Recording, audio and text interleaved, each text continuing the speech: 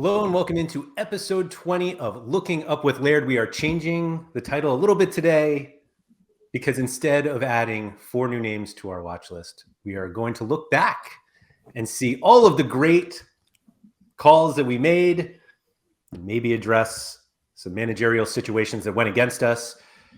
I am Andrew Laird. You can find me as Lairdinho on Sorare, joined as always by Harry Trades and Sam Tighe, really the creators of the list here for looking back. But we had the idea to look back and just talk about everything we got right.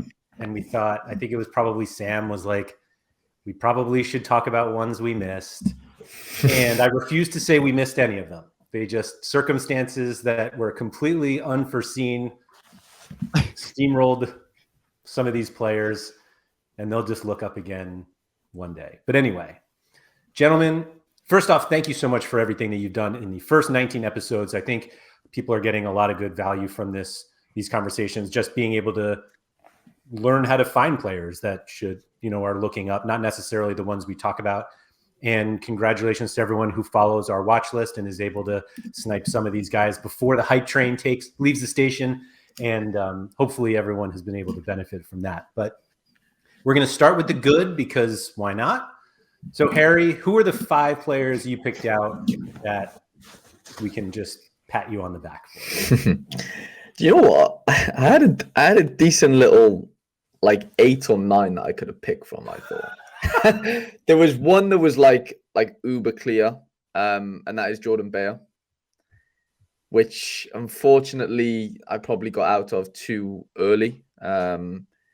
Because of an injury scare, but regardless, Jordan Beyer was probably the best. We've got Aidan Morris in there, who's kind of a bit of a recency bias one, but I still think he probably has to make it.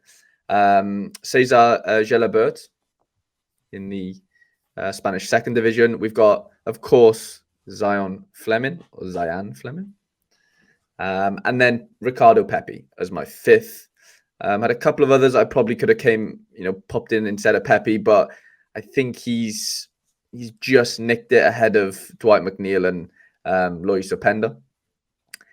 But the Bale one stands clear for me in terms of how good he's been over this season. Obviously, the season hasn't ended yet, of course, but Burnley are flying, and he's just been exceptional, worryingly good from somebody that doesn't own him anymore. So every time he plays now, I'm hoping that he just DMPs or gets injured and all the negative things happen to him, but they just don't seem to be happening. A 55 AA in the last game, as we can see there, against Sunderland, and Burnley are just don't concede goals, and that's obviously great for the Muric and Beyer defensive stack. So I don't really know what his price was when I first sort of called him out, but I'm sure.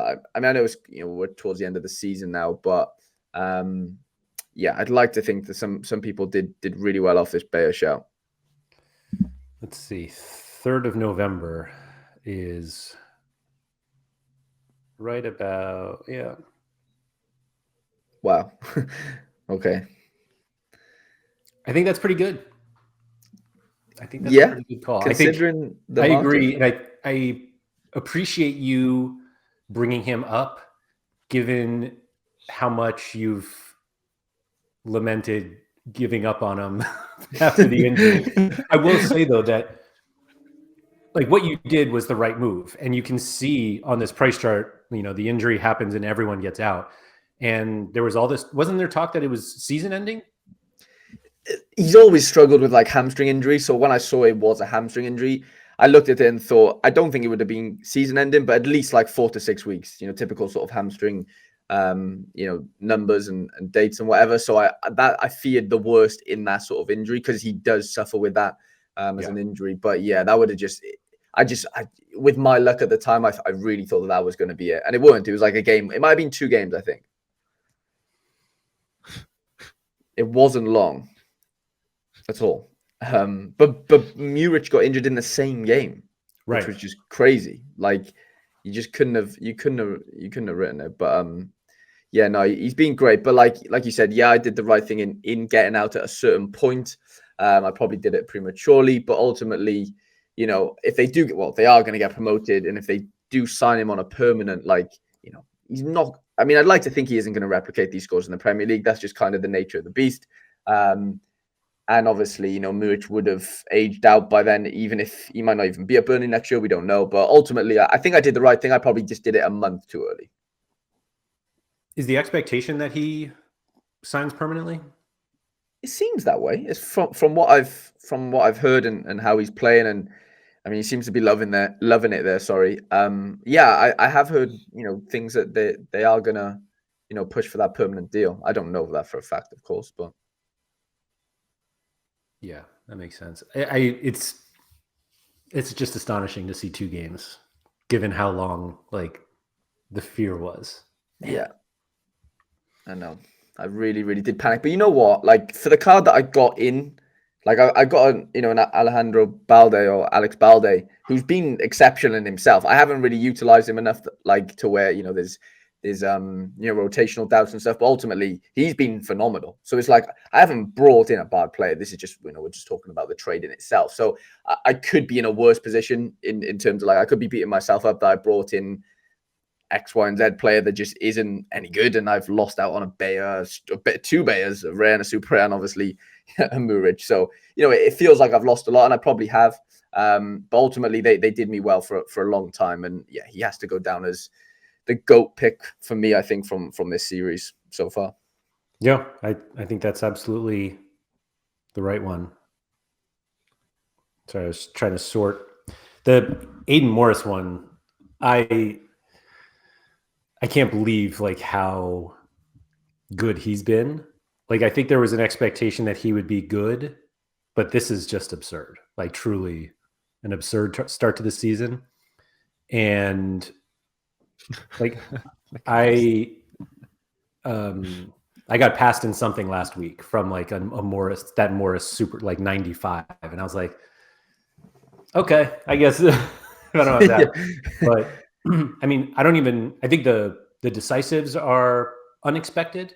I don't know if those are necessarily ones that would continue, but when you're getting 39 and 50 AA scores, sometimes the decisives aren't really changing all that much. It's just the cherry on top, isn't it? Yeah, I didn't really foresee this in terms of, I know it's small sample size. I think we're 7 game weeks in, aren't we, in the MLS? And I don't know. I remember the episode. Obviously, I picked him in, and it was out of him and James Sands. I think I did him in the same game week, and I think I remember saying something like the Morris one excites me a little bit more because, and for obvious reason, he plays a little bit further forward in that in that midfielder role compared to Sands, more of a CDM / centre back these days. But yeah, I really didn't see this, if I'm being honest. You didn't have to say that. You didn't have to be honest about it. It's exactly what we expected. This is why you brought him up. Simple as that. It was potluck. And he was cheap. He was cheap on that. I remember he was 80. Was he 70, 80 bucks? Maybe less. It wasn't that long ago, really, was it? Feb. Yeah, 70 bucks. Yeah. Wow. And now he's what? Don't tell me he's at 500. Oh my God. And I didn't buy one. Yeah, new season card 406. Jeez. And the supers are going for a crazy amount as well, aren't they? Wasn't it 1 point? Okay, yeah. That's about an ETH, right? Okay, yeah. It was. But nobody's selling at that point now. Yeah, 1.6 is the floor. And frankly, I wouldn't take less than 1.6 if I was selling it. Is it sustainable, though, is obviously the question. Like you said, are the DAs sustainable? Do they have to be if your AA is around that sort of mark? Maybe not, especially for a super A. You're sort of laughing there. But yeah, just scary. It's I feel like we're looking at Zelarayan scores in a weird way, isn't it? It's kind of like they've just flipped. As a Zelarayan holder, I would prefer them to flip. To actually flip back, yeah. Yeah, but also under 23 until 2026. Reminder, it's 2023 right now. So, yeah, it's a long time. Long time. Yeah, no, it is. Nice calls on all of those, Harry. Thank you. Sam, who are we patting you on the back for? Okay, so I will first of all just say to everyone that my connection's a bit dodgy today, so hopefully everything I say comes through loud and clear, even if the picture glitches a little bit. Give me some nice furious nodding for as long as you can hear me, people. But at number 5, I wanted to give Laird the opportunity to choose between 2 players because I couldn't decide. Option 1 is Carlos Neva, my favourite. When I presented him, he had not played a game back yet from an ACL injury, and he's been superb, hit some real high notes. So he's definitely been one of the better picks. Exactly how good, I'm not sure.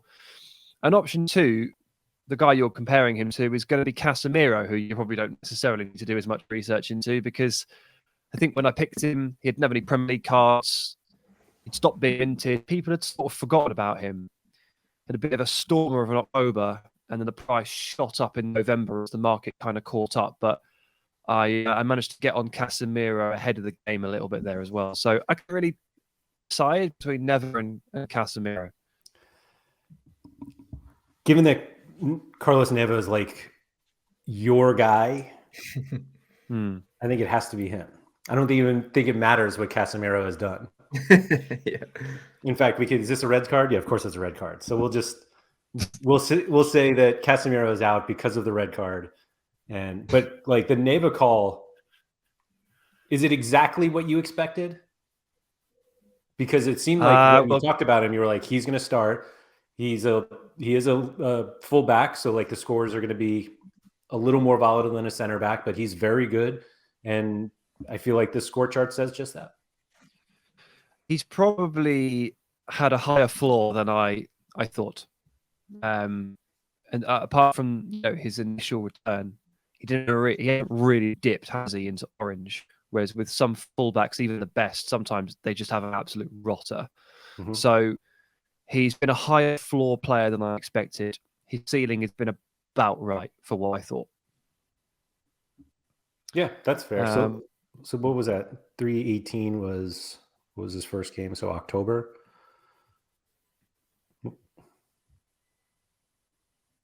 I mean, market seems to agree, or did at some point in the end of January. Yeah, very good. It's been special to see it as well. As you say, it's one of my favorites. I've got 2 limiteds, a rare, a super rare. So, there you go. But anyway, I'll whisk through some of the others as well. Now that you've decided that Neva will be sitting in 5th, very kind of you. I'm surprised he's not first, to be honest. Yeah. Manuel Ugarte at Sporting.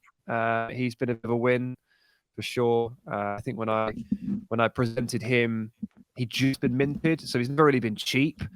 But due to reasons that maybe Laird will explain better than I will, there aren't very many of him. He hasn't been minted for a while, which has just made him all the more precious, really, if you think about it, because he's super scarce, under 23 high performer. Literally 15 rares and no supers. There are none of this guy. This is the kind of player that they should have just like blasted out. And if I remember correctly, Sporting is no longer a licensed club, which is why we're not getting any more new ones. But like we all should have just sprinted to get one of these cards. How many is it now? 74 total. Just wild, because he's like doing everything and is just locked in to a side that is, obviously one of the top ones in Portugal. They have European competition every year, and he's 21. Jeez. Just turned 21, in fact. Or no. Oh, no, it's this next week, Monday, Tuesday is his birthday. But yeah, no, I this was one of those ones that I think is really important to talk about because he didn't have cards, or did he have cards when we He just got minted, like 2 limiteds. We're in, as you call it, price discovery mode, which I've taken into my own vernacular. Yeah, no, I think that's exactly it. And the scores, like we said, and this is 0 decisives on this score sheet, and plenty of dark greens. And not to say that he's the type of player that all of a sudden is going to start getting set pieces and getting tons of decisives, but I mean, we say this all the time. If he gets one, and he's probably more likely to get a clearance off the line than he is a goal, but you're looking at like an 80 to 90 score instead of 62. So always Those are always really important. I mean, 43 points with a red card is really impressive. Yeah, well on to him there. And in at 3, and I'm looking at this, I just wonder if maybe Ugarte should have been 3 and this guy should have been 4. But Alfred Gomis, the goalkeeper that I suggested off the back of the January transfer window, apart from this weekend, cheers, Alfred, has been just remarkably consistent from a position where it is very difficult to find that level of consistency. Fair few really, really nice scores there. It felt really obvious when I was presenting it. I was like, well, he's a top 5 league quality goalkeeper. He's moving to the 2nd division. It's a 2nd division that is very low scoring. This surely is going to work. But just because you think that doesn't mean it always happens. So they're still quite pleasing when they do come off. And in Gomis's case, it's been a real positive. I think the only reason why you could slightly hesitate on the top 5, like starter in a top 5 league, or was moving down a division, is like a goalkeeper is so reliant on the defenders in front of him that if they are god awful, there's really nothing he can do about it. But what always jumped out at me about Gomes, and full disclosure, I literally almost bought one yesterday, that the AA scores are wild. Like those are really high AA scores for, was that 4 out of 5 clean sheets as well? It's just like, this is exactly what you want in a goalkeeper. And what's his price now? $600 for the rare, 46 for the limited. Like they have a still decent number of games left. And is there, I can't remember, was this a transfer? Like, is he staying there? No, it was a loan. It was a loan, and I think that probably is reflected in the price. There's uncertainty ahead, moving into next season. How do we just encourage him to stay? Instagram DMs, do hoodwink. I think. Why not? I mean, surely he just goes on the lake, right? And he's like, "Why would I leave?" Simple as that. Yeah, hopefully. He might want to test himself at a slightly better level, but maybe we can talk him out of it. He's been to the higher level. What I mean, I don't know. Yeah, absolutely. Just think about the Sorare managers, Alfred, please. Anyway. Next on the list at number 2 is Dennis Apaya. He's been awesome. Well deserving of the 2 spot, I think. Just an unreal cat player.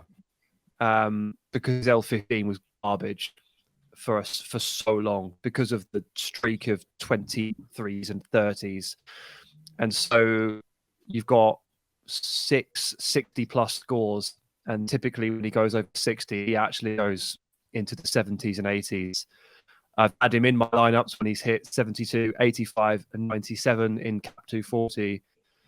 He's helped my teams, several teams, get over 300 points in Cap mode. He's been an absolute delight. I've adored him so much. His L15, sadly, now has caught up. It's 50, and we can't really use him as the cheat code anymore. But basically, this game nowadays is finding one Dennis Apaya every month and a half. And if you do it, you will be successful in Cap mode. It's not easy to do, but when you find one, you sort of fall in love with them. Yeah, no, I think you nailed that. I mean, even 50, like 50 is not that much of a cap hit. And if you're getting 70 out of your 50, that's usually okay. You should be fine in that respect. Who he's is still the best usable. one? 50 is not obstructive, but Right. The best one, I felt like I had to go to Griezmann here, guys, which was my opening pick of the whole series. So I peaked early. And it's all been downhill from there. It was Ugarte and Griezmann that day. Yeah, I started real strong. I need to refine that early season form. But Griezmann, it's the like L5, L15, L40. It's that beautiful green color across the board. It's super consistent. My rationale at the time was they just sorted a contract dispute between Atletico and Barcelona. I figured that would give him the lease of life to go and really, start his season. I knew Diego Simeone viewed him as a bit of an estranged son, and would really try to make sure he was at the heart of everything. I knew that he would go to the World Cup. I mean, he got super World Cup utility. He played every game, scored well, has hit huge scores for Atletico. He's been my biggest success, I think. I remember a lot of the conversation. So it was basically two parts. It was the contract situation is finally settled. And for those unaware, there was this like minutes limit, basically, that if he played a certain number of minutes, he was going to have to, Atletico was going to have to buy him outright. And so they kept bringing him on at like the 61st minute or something, or whatever it was. It was an absurd. I mean, we could probably just look back and see exactly when it was. Yeah, like he's getting less than 30 minutes here in every game. And they finally sorted it out. And like you said, he was free to go, and he just absolutely took off. And we had that coupled with the fact that we know that he plays such a big role for France that, I mean, it was an easy one. It's just, as somebody who got familiar with fantasy point scorers from Atletico Madrid, it's wild to see this many good scores from somebody under Diego Simeone. But yeah, Griezmann has broken the mold, and he's been incredible in like every single way that you want a player to be great in this game. Griezmann is great. Mm-hmm. Yeah, I think there's a couple, isn't there, that break the Atletico mold. I don't know about. Well, I mean, most of them are just garbage, but like, it's kind of where a card goes to die. I think I've heard PSU fans say that. But Griezmann is immune, and Memphis is doing all right, I think. But apart from that, and Jimenez does well when he plays, but he's injured half the time anyway. So it is generally a situation to avoid Atletico. I would agree with you, but Griezmann is the favored child of coach, and he's wicked. So yeah, it's an exception. The only one that it also came to mind was Marcos Llorente in his first season. And then it just completely fell. Like they were like, "Oh, you're really good in this central midfield, kind of on the wing. Go play right back." Yeah, and it was just he was done at that point. Yeah. So yeah, he lockdown. Marcos Llorente was so good, 10 games or whatever it was. He's outrageous, and we never really found it again, sadly. Yeah, this Llorente card, not to go off topic here, was like one of the early, like my early time on the platform was like, I need one of these cards. I remember this time. And they were always just way too expensive. And then he became affordable. I'll put it that way. So, Harry, there are some times where we add players to this list and circumstances do not work in our favor. Who are we lamenting from the guys that you may have brought up? Yeah, so I did have a few stinkers in my time. Not all. I can't put all the blame, on myself. There is injuries that sometimes hinder players, and one of them that comes to mind for me in terms of like injuries / not really get back into the side was Connor Barron. I really did have decently high hopes for Connor, and yeah, got injured towards the start of the season, I think it was, and I just didn't really get back into the side. And had a few substitute appearances off the bench, but I had a little assist there on game week 3-3-1. But other than that, it's just been really, really poor from a scoring perspective. And I really did I think it was last season. So at the end of last season, he showed so that was it. Game week 270, he showed a bit of sort of hope. He played 90 minutes in the last 5 games and then literally didn't play for the first 8 games of the season, came back into the side, had a couple of decent games, and that's, I think, when I picked him. And then since then, 1 assist and a load of substitute appearances. And, the thing for me is I've got a bit of leeway, I guess, with these picks because, they are so young. You got a Connor Barron until, 2027, and that's under 23 wise. So you don't really have to worry too much. If you're picking him for now and he's your only centre mid, or it can get tricky, 100%. But if he's just in there as just a bit of filler for however long it takes for him to get back into the side, and managerial wise, Aberdeen have been horrendous this year. I think they've had a couple of sack-ins, couple of new managers in, and yeah, it's been a bit of a weird ride for them as a club, I guess, which just is reflected in his score. So he's definitely up there for me. Madueke stands out as well for me, big time. Oh, Because I picked. this is not your fault. I I know, mean, this but is then not your fault. How the I hell are you remember. supposed to know that after I they know. sold Gakpo, that they also sold Madueke? That's mad. Yeah, this one was tough to, just tough to see because I remember at the time thinking, yeah, Gakpo's gone. I think who else had gone? Wasn't there another forward? I can't remember who it was, but Yorbe had left on loan. Like it just felt like it just felt like Madueke was just going to be the next sort of, the next one to come through at PSV. And even though he'd done well already, don't get me wrong, in the previous years, but I thought he would have been the guy because Gakpo had gone and Mr. PSV had gone, and I don't know, and then out of nowhere, Chelsea hadn't go and sign him for however much it was, 40-odd million, and he'd done nothing, which I'm not surprised with because it's Chelsea and they've had their sort of their blips and whatever, but ultimately, that pick has turned out to be horrendous. But like Sam says, maybe I shouldn't take too much fault for that. I don't think that's your fault. That transfer made no sense from a reality standpoint. The only one it worked out for was him because he's probably tripled his salary. But other than that, and he's back home, like he's in the UK. Yeah, I guess. Another weird one that I didn't foresee like dropping off so much was Kakare. That one's really baffled me. Like I haven't been. Obviously, I have a Cherokee, so I'm not in the know with Leon, but I follow it, and I don't know. I felt like. I know the set piece thing maybe wasn't as sustainable as it was going to be, but like he's not been playing as much, and I don't know. It's kind of just a weird one. It's just really like his AA game has just completely just been dismantled. Yeah, I'm not going to pretend to be a Leon expert, but that's like a sudden drop off after it seemed like they were having some success with him playing this kind of bigger set piece attacking role. I don't know, like really weird, wasn't it? Yeah, unbeaten in 4, and then it just fell apart. To be fair, I mean, they haven't really been scoring as many, you could argue, but even so, like his AA is just not there. Mm-hmm. 47 AA, 21 AA with an assist, 41 AA with an assist, and you got 6 AA, -3. Okay, you got an assist, 12 AA, -14 AA in 90 minutes. Okay, 3 all, -6, whatever that is for a midfielder, 2 AA in 58 minutes, and then off the bench against PSG. So, to be fair, he gets 17 AA in that, which is actually quite impressive. So maybe he's back. Maybe he's coming. He's looking up now. Let's just say him again. He's back. And then the other just quick mentions for, Yuito Suzuki, who's a player I still own. I don't think he's made an appearance for Strasbourg, or maybe he has 1 or 2 off the bench.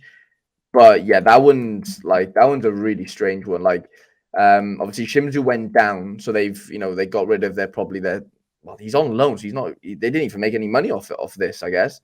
But they've, loaned him to a better league. He's played 1 minute. He's played literally 1 minute. No, he hasn't. I'm lying. He actually hasn't played a minute. Yeah. Which is worrying. Very worrying. And then, do you remember Daiki? It sounds like Harry. It sounds like a wage dump from a relegated side to me. Yeah, they no, they haven't made money off him, but they don't have to. They've got off the weekly bill while they try and come back up because the revenue dip. So that's fair. It's the sort of thing clubs do, but you do ideally want them to play football at some point. I guess, but then also, like, he's so young. Like, I don't even think he would have been that much of an expense. I don't know his wage situation, but I can't imagine he was like, do you know what I mean? He came through their academy and stuff, so I don't know. But I do get that train of thought. They also got rid of Daiki Matsuko, however you pronounce his second name. He's gone. Have you seen where he's gone, Laird? No. Brazilian second division. Go have a look at that. I'm not sure if it's on. Yeah, it is Gremio. He's playing for Gremio second team or something. Which is just a crazy one. Yeah, the top one, Matsuoka. Oh, right. Like this guy was the guy. Not that I picked him in looking up, but just because they both play for Shimizu. But he was like a couple of seasons ago. He was the guy for a little while, like AA wise. He was nice. He's on set pieces and and whatever. But yeah, now he's playing in the Brazilian second division. But Yeah. Japan to Brazil is usually not the way that we're looking. yeah, no, definitely not. And then my last pick was Gio Reyna, which I'm, again, time. Like I still rate him as a player and stuff, and maybe his time will come, but he's just not fancied right now with Dortmund, and I don't know. I mean, wasn't even in the squad in the last game. I don't know if he's injured again. Wouldn't surprise me, or if he's not got into the squad, which would be even more worrying, I guess, if he is fit. So, I don't know. Yeah, that one's disappointed me a little bit. I can't lie. Reyna's a weird one, just all over. The whole everything about it is just weird. Yeah. But seems like one vectors American soccer fans on a daily basis, weekly, monthly, year. Like for the last 3 years, you've been begging for him to get more game time. And I saw Alexi Lalas tweeting about it yesterday, and he was like, "Just find a new club, man. Just go and play. Yeah, it's going to reach a critical mass at some point, and it feels like that's on the horizon." Yeah, there tend not to be a ton of like younger players at Dortmund who have to look for a lesser club. Usually that's the step that he needs to find somewhere else to play because it's not happening there. Mm-hmm. Oh well. Harry, I don't think those were so bad, to be honest. No, I guess not. They're just frustrating. Like Yuito hasn't even played. Madueke moved club. Baron gets injured. Kakure's a weird one, and then Reyna's Reyna. So yeah, maybe they're not as bad as I thought. Like you said, you have the benefit of the U23 where you're like, they're still young. They'll be good soon. Don't worry about it. Sam has no excuse though. So Sam has no excuse at all. You know what though? I did almost. So I actually had a different player in at fourth, but as we went live, or not live, but as we started recording, I actually remembered. I'm pretty sure Sam picked it. So I was gonna take the blame for your pick, Sam. But actually, on second thoughts, I'm pretty sure you picked him. All right. Well, let's see if he's in Sam's 5, which let's see if we may have to make 6. I think it's actually mine's not 5, it's 9, so we're gonna make it 10. Because there are 4 players that got injured very, very shortly after I mentioned them, which is obviously not anyone's fault. But I want to pour one out for Eric Bacco, who got injured literally 5 minutes after I said his name on here. Jimmy Chara, who got the opening assist of the Portland Timbers season and then did his hamstring 25 minutes later and hasn't been seen since. So that was like heaven to hell within like literally half an hour. Kutitsky got injured the first game back in Russia, came off a hard time, haven't seen him since. I need to stop, but I have to keep going. And then Callum O'Hare returned from a long-term hamstring injury, tore it up for 5 weeks, and then did his ACL. So, yeah, that is just it is what it is. It's really tough, and especially when some of these are younger players. O'Hare and Kutitsky are young players. It's just genuinely really hard to watch. O'Hare, I absolutely love O'Hare. So to see him get 2 serious injuries there. I mean, look at that DNP streak either side. He was doing all right in the middle, but there you go. It's getting tough to watch that. So that's my honourable mention list of injuries, and now we have to go to the ones that are slightly more my fault. The one I think that Harry is referring to is Enrique Araujo. Yes, it is on loan to. Yeah, on loan to Watford, probably should have considered that they are an absolute basket case of a club a little bit more seriously, and it's often a tough situation to walk into Watford because they swap managers every other week. It's Hornet's nest, if you will. So it's very tough to. I should have thought about that. And the other one I should have been more cautious on was Raul de Tomas, RDT. I specifically remember Laird wincing when I said this one on whichever show it was, because I think Laird foresaw what I didn't, which was if the man hasn't played for 4 months, he may not hit the ground running. And he hasn't hit the ground running at all. I mean, he's played, but like I was expecting a little bit more than that. Anyway, we'll move on to number 3 on the list, which is Kevin Wimmer. I don't feel so bad about this one because I was recommending him at 60p for a limited, and he's probably up to about 50. But I really thought that he would have played at least a minute because he returned from injury out of the winter break, but didn't get the nod at centre back. I thought go and grab him at 60p. Probably will get a shot. He hasn't had a shot. We'll just have to wait till next season, folks. But hopefully you didn't lose too much out of your piggy bank while staking on Kevin. Yeah. Before you go to your next one, I'd like to thank all 11 super rare managers for rejecting my offers for their Kevin Zimmer super rares. Thank you, everyone. Good Lord. Okay. Into number 2. This is where I've actually messed up. Leon Bailey. I made a mistake here. I thought the return to full fitness, new manager Unai Emery, a clear role in the front two, and his unique position as the only fast forward had outside of Watkins would translate into some really good conditions. I forgot one really important thing, guys. He's not very good. And that has massively held him back. Massively. Honestly, it's been torture watching him recently. Pretty much every part of Aston Villa is purring right now, except for Leon Bailey. It's just not happening. So I guess maybe, when you buy a 30 million winger who tore it up in the Bundesliga, you are conditioned to think that at some point it's going to come good. I've given up, guys. I've given up hope. I'm glad you finally have a finality to it, because every time I talk to my good friend Andy Black and I mention that I'm doing this show, or I mention you, Sam, he says, can you please ask him if Leon Bailey is still looking up? Because he's still waiting. He's still waiting for the up. Do you not see it? It's right there. Got an assist the other week. He did. There it is. It's decisives in back-to-back games. Yeah, I was at the West Ham game. I watched him bundle someone over in the box to give away a penalty. That was class. Mate, never mind. Well, I'm glad we know now. Number one. Yeah, on to number 1. This one actually really, really hurts because I still don't really know what he did wrong. It's Habib Keita.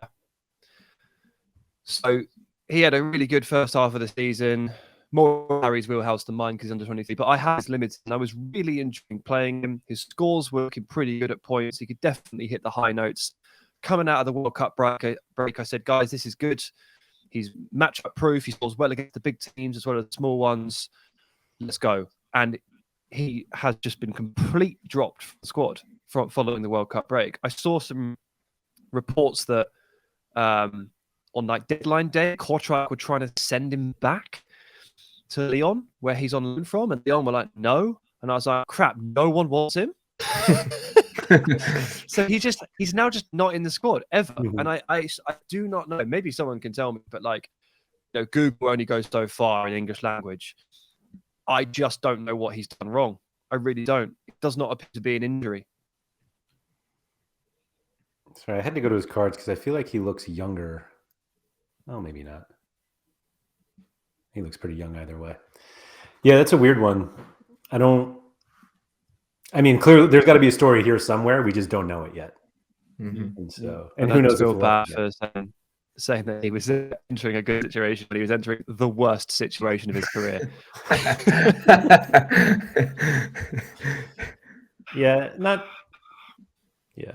Not the finest call. It happens though. It happens. Happens as part of it. Yeah. I think that's obviously if we were 100% right on all of these guys, we'd be filthy rich by now, I'm sure, because we'd be buying these guys. So obviously we're going to miss a few here and there, and the injuries are completely out of our control. Although getting the guy who's chronically injured and then he comes back and it takes him 12 weeks to get back, we're still waiting on that. But but I think that is important when we do the show, that they're Sam and Harry make their cases of why these situations are looking up, and everybody watching can decide if they think those are situations worth following. And I think this is where I say this is not financial advice. Now that we're 20 episodes in, I think that's the first time I've said it.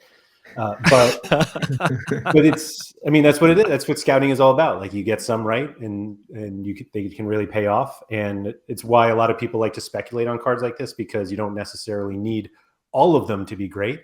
You just need some of them to take off. And as we started on the show, you know, if you had gotten in on some of these guys when we talked about them on this show, they've really taken off. And some of us were smart enough not to sell their cards and lament them on this show. Sorry, Eric. I do really like the fact that, like, though, it's like yes, obviously sometimes we're right, sometimes we're wrong. It's just the idea, as you say, kind of like process, the ideation, like what we're thinking, how are we looking for value, what situations are we looking in. I like the idea of, like, for example, me talking about, you know, the new Sevilla situation the other week, which went really well for all three of the players I mentioned, which was great. It doesn't always go that way. But when I talked about Watford, you know, I picked Wesley Hoot. You know, I hope somebody else went and looked at Watford's squad and thought, good idea, Sam, but let's see if there are any other avenues. Maybe ended up with something better, someone different and someone better. And that's part of the fun of it, really. Like your show with Nep is like, well, Nep, what do you do? What are you looking at? That's kind of half of it, right? And then people can draw their own conclusions from there.